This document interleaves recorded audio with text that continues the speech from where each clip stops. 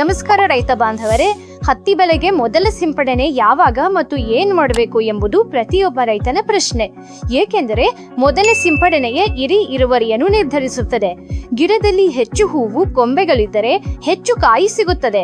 ಈ ಕೊಂಬೆಗಳು ಗಿಡ 15ರಿಂದ 25 ದಿನಗಳಾದಾಗ ರೂಪುಗೊಳ್ಳುತ್ತವೆ. ಅದಕ್ಕಾಗಿಯೇ ರೈತ ಬಾಂಧವರೇ, ಹತ್ತಿ ಬೆಳೆಯಲ್ಲಿ ಈ 15ರಿಂದ 25 ದಿನಗಳ ಸಮಯ ಬಹಳ ಮುಖ್ಯವಾಗಿದೆ. ಒಂದ್ ವೇಳೆ ಈ ಸಮಯದಲ್ಲಿ ಕೊಂಬೆಗಳು ದುರ್ಬಲವಾದ್ರೆ ಅಥವಾ ಕೊಂಬೆಗಳು ಕಡಿಮೆ ಆದ್ರೆ ಮುಂದೆ ಹೂವುಗಳು ಕಡಿಮೆ ಆಗ್ತವೆ, ಕಾಯಿಗಳು ಕಡಿಮೆ ಆಗ್ತವೆ ಮತ್ತು ಇಳುವರಿಯು ಕಡಿಮೆ ಆಗ್ತವೆ. ಮತ್ತು ಇದಕ್ಕಿಂತ ಕೆಟ್ಟ ವಿಷಯವೆಂದರೆ ಇದೇ ಸಮಯದಲ್ಲಿ ಹತ್ತಿ ಬೆಳೆಯಲ್ಲಿ 3-4 ಸಮಸ್ಯೆಗಳು ಎದುರಾಗ್ತವೆ. ಅವು ಹತ್ತಿ ಬೆಳೆಯನ್ನ ದುರ್ಬಲಗೊಳಿಸುತ್ತವೆ ಮತ್ತು ಗಿಡದ ಬೆಳವಣಿಗೆಯನ್ನ ಕುಂಠಿತಗೊಳಿಸುತ್ತವೆ. ಆದ್ರಿಂದ ಇಂದು ಈ ವಿಡಿಯೋದಲ್ಲಿ ನಾವು ಆ ಸಮಸ್ಯೆಗಳ ಬಗ್ಗೆ ಮಾತನಾಡುತ್ತೇವೆ ಮತ್ತು ಒಂದೇ ಸಿಂಪಡಣೆಯಲ್ಲಿ ಆ ಎಲ್ಲಾ ಸಮಸ್ಯೆಗಳನ್ನು ಹೇಗೆ ನಿವಾರಿಸಬಹುದು ಎಂಬುದರ ಬಗ್ಗೆಯೂ ಚರ್ಚಿಸುತ್ತೇವೆ. ಹಾಗಾಗಿ ಮೊದಲು ನಾವು ಹತ್ತಿ ಬೆಳೆಯು 15ರಿಂದ 25 ದಿನಗಳಾದಾಗ ಯಾವ ಸಮಸ್ಯೆಗಳು ಹೆಚ್ಚಾಗಿ ಕಂಡು ಬರುತ್ತವೆ ಎಂಬುದರ ಬಗ್ಗೆ ಮಾತಾಡೋಣ. ರೈತ ಬಾಂಧವರೇ, ಮೊದಲ ಸಮಸ್ಯೆ ಬೇರು ಮತ್ತು ಕಾಂಡದ ರೋಗ. ಮಣ್ಣಿನ ಶಿಲೀಂಧ್ರಗಳು ಗಿಡದ ಬುಡಕ್ಕೆ ದಾಳಿ ಮಾಡೋದ್ರಿಂದ ಬೇರು ಕೊಳೆತು ಕಾಂಡ ಕಪ್ಪಾಗಿ ಗಿಡ ಬಿದ್ದು ಹೋಗ್ತದೆ. ಇದನ್ನೇ ಬೇರು ಕೊಳೆ ರೋಗ, ಡ್ಯಾಂಪಿಂಗ್ ಆಫ್ ಅಥವಾ ಕಾಲರ್ ರಾಟ್ ಎನ್ನುತ್ತಾರೆ. ಮಳೆಯಲ್ಲಿ ಮಣ್ಣಿನಲ್ಲಿ ತೇವಾಂಶ ಹೆಚ್ಚಾಗಿರ್ತದೆ ಮತ್ತು ಈ ಕಾರಣದಿಂದಾಗಿ ಈ ಸಮಯದಲ್ಲಿ ಈ ರೋಗವು ಹೆಚ್ಚಾಗಿ ಕಂಡುಬರುತ್ತೆ. ರೈತ ಬಾಂಧವರೇ, ಬೇರು ಕೊಳೆತರೆ ಗಿಡವು ಮಣ್ಣಿನಿಂದ ನೀರು ಮತ್ತು ಗೊಬ್ಬರ ಹೀರಿಕೊಳ್ಳಲು ಸಾಧ್ಯವಾಗುವುದಿಲ್ಲ. ಇದರಿಂದ ಪೋಷಕಾಂಶಗಳ ಕೊರತೆಯಾಗಿ ಕೊಂಬೆಗಳ ಬೆಳವಣಿಗೆ ಕುಂಠಿತವಾಗುತ್ತದೆ. ಇನ್ನು ಎರಡನೇ ದೊಡ್ಡ ಸಮಸ್ಯೆ ಎಂದರೆ ರಸ ಹೀರುವ ಕೀಟಗಳ ಹಾವಳಿ. ಈ ಸಮಯದಲ್ಲಿ ಎಲೆಗಳು ಮೃದುವಾಗಿರ್ತವೆ. ಇದರಿಂದಾಗಿ ರಸ ಹೀರುವ ಕೀಟಗಳಾದ ಅಫೇಡ್ಸ್, ಜೆಸಿಡ್ಸ್, ನುಸಿ ಅಥವಾ ಬಿಳಿ ನೊಣೆಗಳಂತಹ ಕೀಟಗಳ ಹಾವಳಿ ತುಂಬಾ ಹೆಚ್ಚಾಗುತ್ತೆ. ಇವುಗಳ ದಾಳಿಯಿಂದ ಎಲೆಗಳು ಮುದುರಲು ಪ್ರಾರಂಭಿಸುತ್ತವೆ, ಎಲೆಗಳು ಹಳದಿ ಬಣ್ಣತ್ತಿರುತ್ತವೆ ಮತ್ತು ಬೆಳವಣಿಗೆ ಕುಂಠಿತವಾಗ್ತವೆ. ಮತ್ತು ಇದಕ್ಕಿಂತ ಅಪಾಯಕಾರಿ ವಿಷಯವೆಂದರೆ ಈ ಕೀಟಗಳಾದ ನುಸಿ ಮತ್ತು ಬಿಳಿ ನೊಣಗಳು ಎಲೆ ಮುದುರು ವೈರಸ್ ನಂತಹ ವೈರಸ್ಗಳನ್ನು ಹರಡುವ ಕೆಲಸ ಮಾಡುತ್ತವೆ. ಈ ಕೀಟಗಳು ಬೆಳೆಯನ್ನು ಹಾಳು ಮಾಡುವುದಲ್ಲದೆ ವೈರಸ್ ಹರಡಿ ದುಪ್ಪಟ್ಟು ನಷ್ಟ ಉಂಟು ಮಾಡ್ತವೆ. ರೈತ ಬಾಂಧವರೇ, ಮೂರನೇ ಸಮಸ್ಯೆ ಏನೆಂದರೆ ಹತ್ತಿ ಎಲೆಗಳ ಮೇಲಿರುವ ಮೇಲದ ಪದರದಿಂದಾಗಿ ನೀವು ಸಿಂಪಡಿಸುವ ಔಷಧವು ಎಲೆಗಳ ಮೇಲೆ ನಿಲ್ಲದೆ ಜಾರಿ ಕೆಳಗೆ ಬೀಳ್ತದೆ. ಅಂದ್ರೆ ನೀವು ಮಾಡುವ ಯಾವುದೇ ಸಿಂಪಡಣೆಯು ಎಲೆಗಳನ್ನು ತಲುಪಲು ಸಾಧ್ಯವಾಗುವುದಿಲ್ಲ. ರೈತ ಬಾಂಧವರೇ, ಈ ಸಮಸ್ಯೆಯನ್ನು ಸರಿಪಡಿಸೋದು ಬಹಳ ಮುಖ್ಯ. ಇಲ್ಲದಿದ್ದರೆ ಸಿಂಪಡಣೆ ವ್ಯರ್ಥವಾಗುತ್ತದೆ. ಈ ಸಮಸ್ಯೆಗಳ ಬಗ್ಗೆ ಚರ್ಚಿಸಿದ್ದಾಯ್ತು.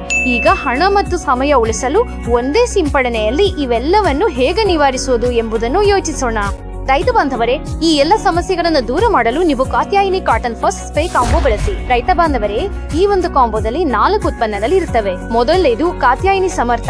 ಇದರಲ್ಲಿ ಕಾರ್ಬೆಂಡಾಜಿಮ್ 12% ಮತ್ತು ಮ್ಯಾಂಕೋಜಬ್ 63% WP ರೂಪದಲ್ಲಿ ಇರ್ತದೆ. ರೈತ ಬಾಂಧವರೇ, ಈ ಕಾತ್ಯಾಯಿನಿ ಸಮರ್ಥ ಒಂದು ರಾಸಾಯನಿಕ ಶಿಲೀಂಧ್ರನಾಶಕವಾಗಿದೆ ಮತ್ತು ಇದರಲ್ಲಿರುವ ಕಾರ್ಬೆಂಡಾಜಿಮ್ ಸಿಸ್ಟಮಿಕ್ ರೂಪದಲ್ಲಿ ಕೆಲಸ ಮಾಡುತ್ತದೆ. ಅಂದ್ರೆ ಸಿಂಪಡಣೆಯ ನಂತರ ಇದು ಗಿಡದ ಒಳಗಿನವರೆಗೆ ಹರಡುತ್ತದೆ ಮತ್ತು ಕೀಟವು ಗಿಡದ ಮೇಲೆ ದಾಳಿ ಮಾಡಿದ ತಕ್ಷಣ ಈ ರಾಸಾಯನಿಕವು ಗಿಡದ ಒಳಗೋಗಿ ಅದನ್ನು ನಾಶಪಡಿಸುತ್ತದೆ.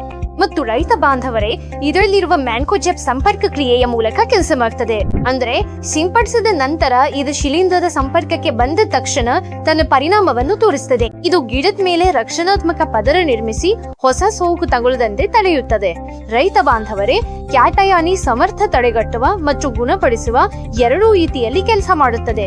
ಇದು ಶಿಲೀಂಧ್ರವನ್ನು ಕೊಲ್ಲುವುದಲ್ಲದೆ ಹತ್ತಿಯಲ್ಲಿ ಬರುವ ಇತರ ಸೋಂಕುಗಳಿಂದಲೂ ಗಿಡವನ್ನು ರಕ್ಷಿಸುತ್ತದೆ. ರೈತ ಬಾಂಧವರೇ, Katyayani Samarth damping off collar rot, fusarium leaf spot ಇಂಥ ಎಲ್ಲಾ ರೋಗಗಳಿಂದ ಬೆಳೆಗೆ ರಕ್ಷಣೆ ನೀಡುತ್ತದೆ. ಇದರಿಂದ ಗಿಡದ ಬೇರು ಕೂಡ ಸುರಕ್ಷಿತವಾಗಿರುತ್ತದೆ, ಕಾಂಡವು ಸುರಕ್ಷಿತವಾಗಿರುತ್ತದೆ ಮತ್ತು ಹೆಚ್ಚಿನ ಕೊಂಬೆಗಳು ಬೆಳೆಯುತ್ತವೆ. ಆದ್ರೆ ರೈತ ಬಾಂಧವರೇ, ಇದರ ಉತ್ತಮ ಫಲಿತಾಂಶಕ್ಕಾಗಿ ಇದರ ನಿಖರವಾದ ಪ್ರಮಾಣವನ್ನು ಖಂಡಿತವಾಗಿ ನೆನಪಿಡಿ. ನೀವು ಪ್ರತಿ ಎಕರೆಗೆ 500 ಗ್ರಾಂ ಕಾತ್ಯಾಯಿನಿ ಸಮರ್ಥವನ್ನ 150ರಿಂದ 200 ಲೀಟರ್ ನೀರಿನಲ್ಲಿ ಬೆರೆಸಿ ಸಿಂಪಡಿಸಬೇಕು. ರೈತ ಬಾಂಧವರೇ, ಈ ಕಾಂಬೋದ ಎರಡನೇ ಉತ್ಪನ್ನ ಕ್ಯಾಟಯಾನಿ ಚಕ್ರವರ್ತಿ. ಇದರಲ್ಲಿ 12.6% ಥಯಾಮಿಥಾಕ್ಸಮ್ ಮತ್ತು 9.5% ಲ್ಯಾಂಬ್ಡಾ ಸೈಹಲೋತ್ರಿನ್ ZC ರೂಪದಲ್ಲಿದೆ. ಥಯಾಮಿಥಾಕ್ಸಮ್ ಸಿಸ್ಟಮಿಕ್ ಆಕ್ಷನ್ ಮೂಲಕ ಕೆಲಸ ಮಾಡುತ್ತದೆ.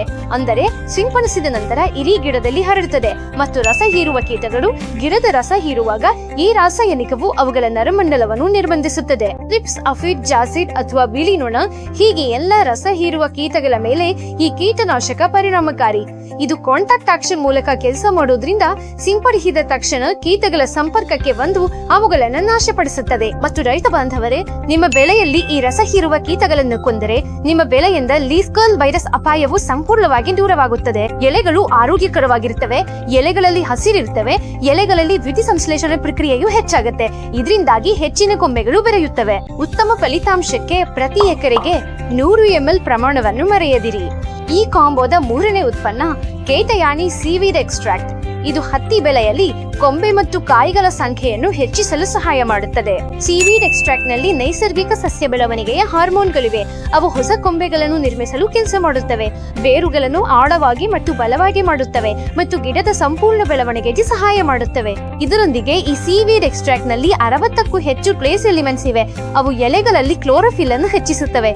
ಇದರಿಂದ ಎಲೆಗಳು ಹೆಚ್ಚು ಗಾಢ ಹಸಿರಾಗ್ತವೆ, ಗಿಡವು ಹೆಚ್ಚು ಆಹಾರವನ್ನು ತಯಾರಿಸುತ್ತದೆ ಮತ್ತು ಗಿಡಕ್ಕೆ ಹೆಚ್ಚಿನ ಶಕ್ತಿಯು ಸಿಗುತ್ತದೆ. ಆದ್ದರಿಂದ ರೈತ ಬಾಂಧವರೇ, ಹತ್ತಿ ಬೆಳೆಯಲ್ಲಿ ನಿಮಗೆ ಹೆಚ್ಚಿನ ಕಾಯಿಗಳು ಮತ್ತು ಹೆಚ್ಚಿನ ಚಿಗುರು ಬೇಕಾದ್ರೆ ಸೀವೀಡ್ ಎಕ್ಸ್ಟ್ರಾಕ್ಟ್ ಬಳಸೋದನ್ನು ಮರಿಬೇಡಿ. ಆದ್ರೆ ಉತ್ತಮ ಫಲಿತಾಂಶಕ್ಕಾಗಿ ಇದನ್ನು ಸರಿಯಾದ ಪ್ರಮಾಣದಲ್ಲಿ ಬಳಸುವುದು ಬಹಳ ಮುಖ್ಯ. ಆದ್ರಿಂದ ಪ್ರತಿ ಎಕರೆಗೆ ನೀವು 250 ml ಬಳಸಿ. ಈಗ ರೈತ ಬಾಂಧವರೇ, ಈ ಕಾಂಬೋದಲ್ಲಿನ 4ನೇ ಮತ್ತು ಕೊನೆ ಉತ್ಪನ್ನ ಕ್ಯಾಟಯಾನಿ ಕ್ಯಾಟಲೈಸರ್. ಇದು ಸಿಲಿಕಾನ್ ಸೂಪರ್ ಸ್ಪ್ರೆಡರ್ ಆಗಿದೆ. ರೈತ ಬಾಂಧವರೇ, ನಿಮ್ಮ ಬೆಳೆಯಲ್ಲಿ ನೀವು ಏನನ್ನೇ ಬಳಸಿದ್ರೂ ಸಿಂಪಡಿಸಿದ ನಂತರ ಅದು ನಿಮ್ಮ ಎಲ್ಲಾ ಎಲೆಗಳ ಮೇಲೆ ಚೆನ್ನಾಗಿ ಹರಡಿ ಮತ್ತು ನಿಂತಾಗ ಮಾತ್ರ ನಿಮಗೆ ಅದರ ಸಂಪೂರ್ಣ ಪ್ರಯೋಜನ ಸಿಗುತ್ತದೆ. ಮತ್ತು ಇದನ್ನೇ ಕ್ಯಾಟಯಾನಿ ಕ್ಯಾಟಲೈಸರ್ ಮಾಡ್ತದೆ.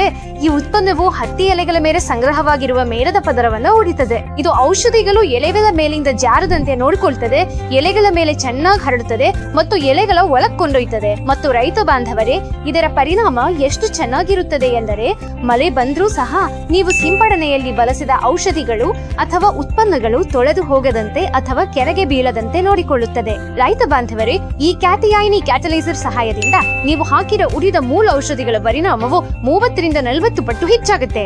ಉತ್ತಮ ಫಲಿತಾಂಶಕ್ಕೆ ಪ್ರತಿ ಎಕರೆಗೆ 100 ml ಪ್ರಮಾಣದಲ್ಲಿ ಬಳಸಿ. ರೈತ ಬಾಂಧವರೇ, ಈ ಕಾಂಬೋ ಬಳಸುವ ವಿಧಾನ ಹೀಗಿದೆ. 150ರಿಂದ 200 ಲೀಟರ್ ನೀರಿಗೆ ಮೊದಲು ಕಾತ್ಯಾಯಿನಿ ಸಮರ್ಥ, ನಂತರ ಚಕ್ರವರ್ತಿ, ಸೀವೀಡ್ ಎಕ್ಸ್ಟ್ರಾಕ್ಟ್ ಮತ್ತು ಕೊನೆಯಲ್ಲಿ ಕ್ಯಾಟಲೈಸರ್ ಬೆರೆಸಿ. ಈ 4 ಉತ್ಪನ್ನಗಳನ್ನು ಬೆರೆಸಿ ಬೆಳಿಗ್ಗೆ ಅಥವಾ ಸಂಜೆ ಗಿಡಗಳಿಗೆ ಸಿಂಪಡಿಸಿ. ಬಿಸಿಲಿನಲ್ಲಿ ಬಳಸಬೇಡಿ. ಹತ್ತಿಯ ಮೊದಲ ಸಿಂಪಡಣೆಗೆ ಇದೇ ಸೂಕ್ತ. ಉತ್ತಮ ಕಾಯಿ, ಕೊಂಬೆ ಮತ್ತು ಇಳುವರಿಗಾಗಿ ಈ ಕಾಂಬೋ ಬಳಸುವುದನ್ನು ಮರೆಯದಿರಿ. ರೈತ ಬಾಂಧವರೇ, ನಿಮ್ಮ ಹತ್ತಿ ಬೆಳೆಯಲ್ಲಿ ಇನ್ನು ಯಾವ್ಯಾವ ಸಮಸ್ಯೆಗಳು ಬರ್ತಿವೆ ಎಂಬುದನ್ನು ನಮಗೆ ಕಮೆಂಟ್ ಅಲ್ಲಿ ಖಂಡಿತ ತಿಳಿಸಿ. ನಾವು ನಮ್ಮ ಮುಂದಿನ ವಿಡಿಯೋದಲ್ಲಿ ಆ ಬಗ್ಗೆ ಖಂಡಿತ ಮಾತನಾಡ್ತೇವೆ. ಮುಂದಿನ ವಿಡಿಯೋದಲ್ಲಿ ಭೇಟಿಯಾಗೋಣ. ಧನ್ಯವಾದಗಳು.